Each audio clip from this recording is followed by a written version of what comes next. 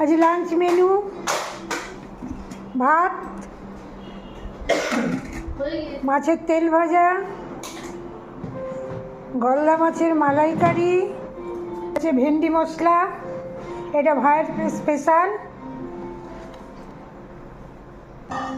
এটা হচ্ছে ডিমের শাক, সর্ষে পোস্ত বাটনা দিয়ে ডিমের শাকের ঝাল,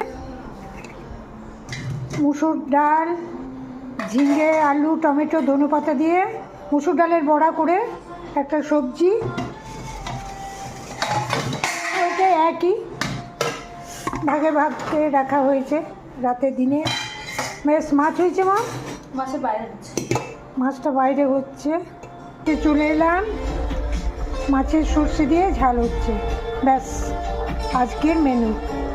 আমার ছেলে মাছের তেল ভাজা খুব প্রিয়, তাই মাছের তেল দিয়ে খেতে বসে গিয়েছে। তো মুখ করে তার একে একে সব সবজি দেবে। আর কিছু নিবি না কি রে?